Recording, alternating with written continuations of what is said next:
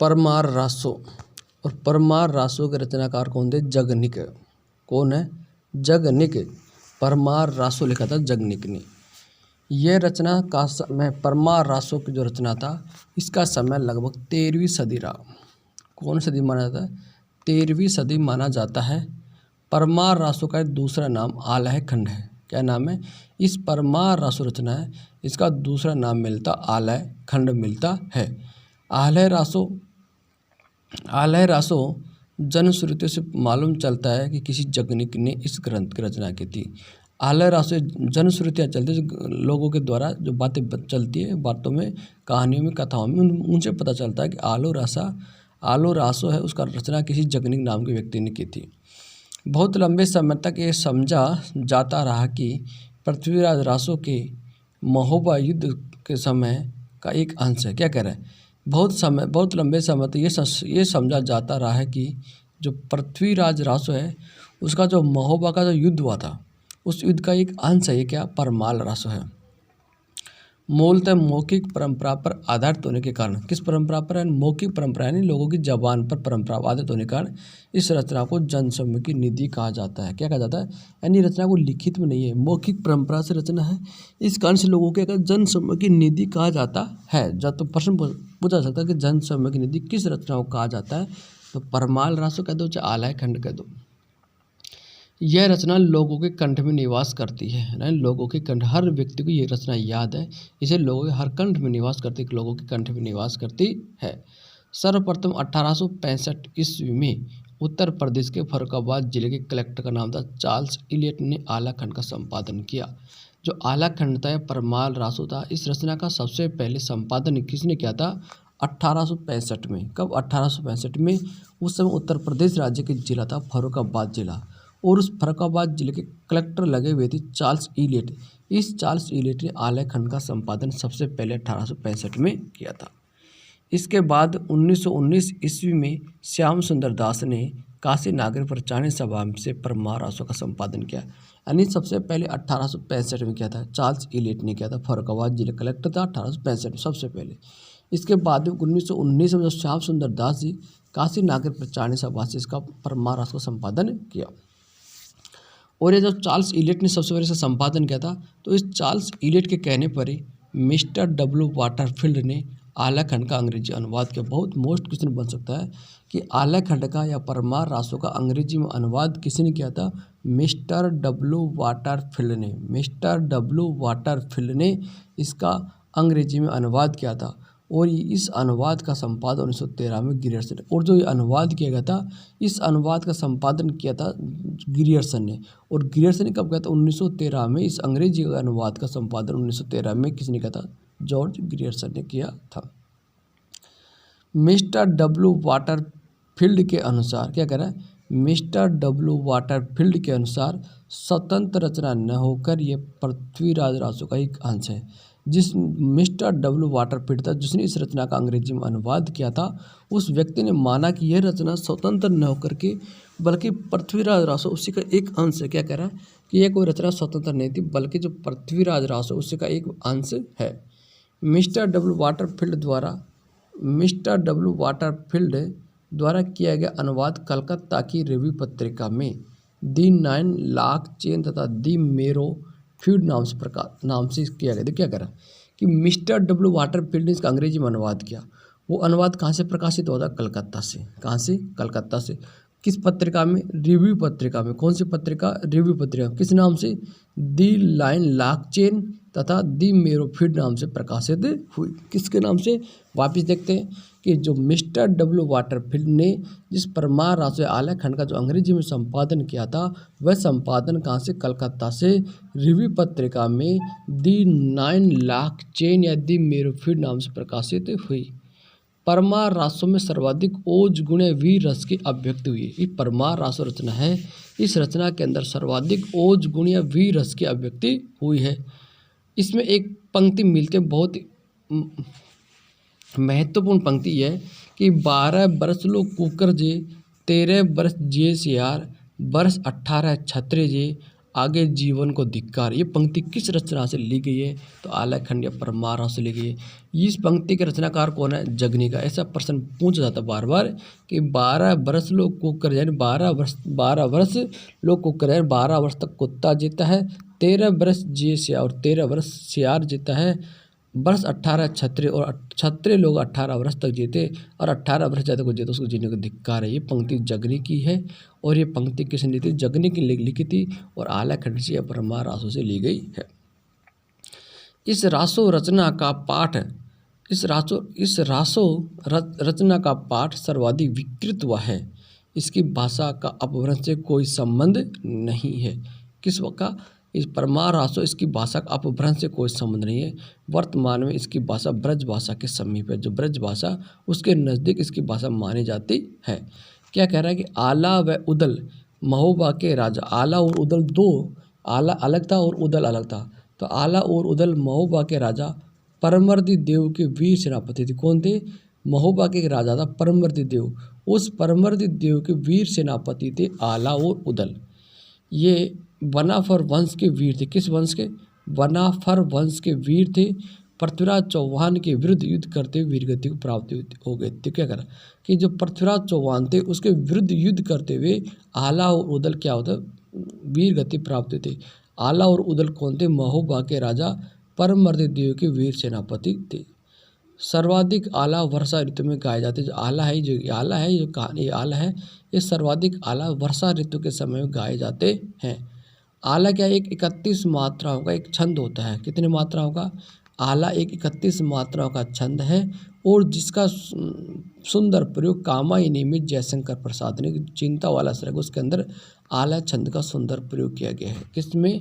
कामायनी में किया गया। किस सरग में? चिंता सरग में। किस रचना है? जयशंकर प्रसाद की। तो कामायनी जो जयशंकर प्रसाद की जो रचना है उसके अंदर आला छंद का सुंदर प्रयोग किया गया है। आला कितनी? 31 मात्राओं छंद है। आला उदल कौन थे? महोबा के राजा परमवर्ती देव के वीर सेनापति थे। किसके विरुद्ध युद्ध करते हुए मारे गए थे? तो पृथ्वीराज चौहान के विरुद्ध युद्ध करते हुए मारे गए थे। अगली रचना हमारे थे हम्मीर रासो। किसकी रचना? हम्मीर रासो। और हम्मीर रासो रचना इसका समय यानी 1357 यानी 14वीं सदी के आसपास 14वीं सदी रहा था। हम्मीर जो रास रचना है यह हम्मीर रास रचना लिखी थी सारंगधर ने। किसने लिखी थी? सारंगधर ने की थी। ये 14वीं सदी की रचना मानी जाती है। किस सदी की? 14वीं सदी की रचना मानी जाती है हम्मीर रासो को। ये इसकी भाषा कैसी? अपभ्रंश है। हम्मीर रासो की भाषा कैसी थी? अपभ्रंश भाषा थी। इस ग्रंथ में चौहानों को हम्मीर रासो ग्रंथ है। इस ग्रंथ के अंदर चौहानों क्या माना गया? सूर्यवंशी माना गया। प्रश्न पूछा जा सकता है कि चौहानों को सूर्यवंशी किस ग्रंथ में माना गया? तो उसका नाम है हम्मीर रासो। इसमें अग्निवंशी चौहानों को अग्निवंशी नहीं माना बल्कि क्या माना? सूर्यवंशी माना है। रामचंद्र शुक्ल के प्राकृत पेंगलम में आए। रामचंद्र शुक्ल ने प्राकृत पेंगलम में आए 8 छंदों के आधार पर सर्वप्रथम यह निष्कर्ष निकाला कि किसी भी सारंगधर ने हम्मीर रासो ग्रंथ को लिखा है। ये प्राकृतम पेंगलम एक रचना है। उस रचना के आधार पर हम्मीर रासो ने रामचंद्र शुक्ल ने निष्कर्ष निकाला 8 छंदों का निष्कर्ष निकाला कि ये हम्मीर रासो किसी सारंगधर नाम के व्यक्ति ने हम्मीर रासो ग्रंथ लिखा है। राहुल सांकृत्यायन ने हम्मीर रासो का रचनाकार जज्जल को माना है। ध्यान रखना।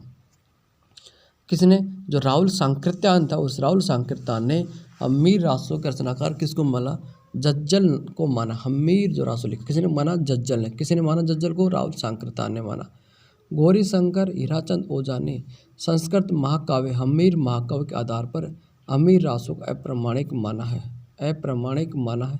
गौरी शंकर हीरानंद ओझा ने संस्कृत महाकाव्य हम्मीर महाकाव्य के आधार पर हम्मीर रासो को अप्रामाणिक माना है। प्रश्न पूछा सकता है कि हम्मीर रासो को अप्रामाणिक किसने माना? गौरी शंकर हीराचंद ओझा ने हम्मीर रासो क्या माना? अप्रामाणिक माना है। डॉक्टर बच्चन सिंह के अनुसार प्राकृत पेंगलम में आए हुए 8 छंद किसी सारंगधर नहीं लिखे तो सारंगधर को कुंडलिया छंद का प्रथम प्रयुक्त माना जाएगा। देखो आचार्य रामचंद्र शुक्ल ने कहा था कि प्राकृत पेंगलम जो रचना है उस रचना में 8 छंद आए। उन छंदों के आधार पर भाई सारंगधर को इसका रचनाकार माना जाता। किसका? हम्मीर रासो का। यदि हम सारंगधर ने ये लिखा तो इसमें क्या कुंडलिया छंद का पहली बार प्रयोग किया है। और इस प्रकार कुंडलिया छंद का प्रथम प्रयोक्ता किसको माना जाएगा? सारंगधर को। किसके अनुसार? डॉक्टर बच्चन सिंह के अनुसार। आचार्य रामचंद्र शुक्ल ने सारंगधर के 2 अन्य ग्रंथों की चर्चा और की है। क्या कह रहा है? आचार्य रामचंद्र शुक्ल ने सारंगधर के एक ग्रंथ कौन सा? अम्बी रासम माना है, इसके अलावा 2 ग्रंथ और माना। इन्होंने आयुर्वेद संबंधी प्रसिद्ध ग्रंथ को लिखा है। सारंगधर पद्धति पर एक सुसाबित संग्रह है। आचार्य रामचंद्र शुक्ल ने मुंज से लेकर राणा हमीर तक के समय को वीर गाथा काल समय माना है। यानी आचार्य रामचंद्र शुक्ल ने इतिहास लिखा था, उसमें पहला कवि मुंज को ही माना है। तो आचार्य रामचंद्र शुक्ल ने मुंज से लेकर के राणा हमीर तक के समय को किस समय के नाम से माना? वीर गाथा काल है। राणा हमीर तक के समय को, मुंज से लेकर के राणा हमीर तक के समय को वीर गाथा काल माना है। रामचंद्र शुक्ल कथन है कि शुक्ल जी ने अमीर रासो ग्रंथ को संकेतित करते हुए कहा कि अपभ्रंश के ग्रंथों की परंपरा यहीं से समाप्त समझनी चाहिए। जो अपभ्रंश भाषा में जो ग्रंथ लिखे गए थे, उन ग्रंथों की परंपरा को यहीं समाप्त समझना चाहिए। कहाँ पर? अमीर रासो ग्रंथ तक। संस्कृत भाषा के 2 महाकाव्य थे। एक अमीर महाकाव्य, अमीर महाकाव्य लिखा था नयन चंद्र सूर्य ने। किसने? नयन चंद्र सूर्य ने। अमीर विजय जयचंद सूर्य ने। अमीर रासो जोधराज या सारंगधर, वही का बात है। ठीक है, तो अमीर महाकाव्य नयन चंद्र सूर्य, अमीर विजय जयचंद सूर्य, अमीर रासो जोधराज या सारंगधर। अमीर हट प्रबंध काव्य लिखा था गवाल कवि, नाटक ये अमीर हट प्रबंध काव्य है। किसका? गवाल कवि का नाटक लिखा गया। अमीर हट नाटक प्रताप नारायण मिश्र का। अमीर हट नाटक किसका? हट्टी अमीर नाटक प्रताप नारायण मिश्र का। और अमीर हट प्रबंध काव्य गवाल कवि का नाटक है। अमीर हट प्रबंध का गवाल। अमीर हट एक चंद्रशेखर वाजपेयी का। हट्टी अमीर नाटक तो प्रताप नारायण मिश्र का। और अमीर हट नाटक चंद्रशेखर वाजपेयी का। अमीर हट चंद्रशेखर वाजपेयी का भी है, और अमीर हट प्रबंध काव्य ग्वाल कवि का भी है, और चंद्रशेखर वाजपेयी का है। और हट्टी अमीर प्रताप नारायण मिश्र का है। हट्टी अमीर प्रताप नारायण मिश्र हो जाएगा, अमीर हट चंद्रशेखर वाजपेयी हो जाएगा, और अमीर ग्वाल कवि का भी है। 17वीं से 18वीं सदी में रीतिकाल के दौरान नीमगढ़ के राजा के कहने पर जोधराज ने अमीर रासो ग्रंथ का रचना की, जिसकी भाषा राजस्थानी मिश्रित ब्रज भाषा। क्या कह रहा हूँ कि 17वीं 18वीं सदी में रीतिकाल के दौरान नीमगढ़ के राजा के कहने पर जोधराज ने अमीर रासो ग्रंथ की रचना की, जिसकी भाषा राजस्थानी मिश्रित ब्रज भाषा है। रामचंद्र शुक्ल ने चंद्रशेखर वाजपेयी की अमीर हट प्रबंध रचना के एक दोहे को हिंदी साहित्य का रतन कहा है। क्या कहा? रामचंद्र शुक्ल ने जो चंद्रशेखर वाजपेयी ने कहा था अमीर हट प्रबंध का रचना लिखी थी, उस रचना में एक दोहा है, उस दोहे को हिंदी साहित्य का रतन कहा। और इन्होंने यही बात बिहारी सत्संग के बारे में भी कही है। और बिहार से बारे में हिंदी साहित्य के किस दोहे को रतन कहा जाता है? वो दोहा है कि सिंह गमन सतपुरुष वचन, कदली फैले एक बार, त्रिया तीर अमीर हट चढ़े न दूजी पार। वापस देखो, सिंह गमन सतपुरुष वचन, कदली फैले एक बार, और त्रिया तेल अमीर हट चढ़े न दूजी पार। ये दोहा है। इसी दोहे को हिंदी साहित्य का रतन कहा जाता है। और किसने कहा था? आचार्य रामचंद्र शुक्ल ने। जस चंद्रिका रचना मधुकर कवि की। जस चंद्रिका की रचना मधुकर कवि की रचना। और जयचंद प्रकाश ये भट्ट केदार की रचना। देखो 2 रचनाएं बहुत इंपॉर्टेंट, ये भी प्रश्न पूछ जाता है। जस चंद्रिका मधुकर कवि होगी, और जयचंद प्रकाश है भट्ट केदार का। नोट, ये दोनों ही रचनाएं अनुपलब्ध है। कौन सी? जस चंद्रिका और जयचंद प्रकाश, दोनों रचनाएं वर्तमान में नहीं मिलती है। दयालदासरी राठौड़ारी ख्यात में उल्लेख मिलता है कि कन्नौज के गैडवाल राजा जयचंद के दरबार में मधुकर कवि और भट्ट केदार रहते थे। किस दरबार में? जो गैडवाल राजा जयचंद, उस जयचंद के दरबार में मधुकर कवि और भट्ट केदार रहते थे। इन्होंने वीर प्रस्तुति के रूप में महाकाव्य की रचना की है। तो जस चंद्र किसी मधुकर कवि की है, और जयचंद प्रकाश भट्ट केदार के। ये दोनों ही कवि किसके दरबार? जयचंद के दरबार रहते थे। और जयचंद की प्रशंसा इस ग्रंथों में जस चंद्रिका और जयचंद प्रकाश में, दोनों में जयचंद की वीरता के बारे में वीर प्रस्तुति के रूप में रचना की गई है। थैंक यू दोस्तों, जानकारी अच्छी लगी तो हमारे चैनल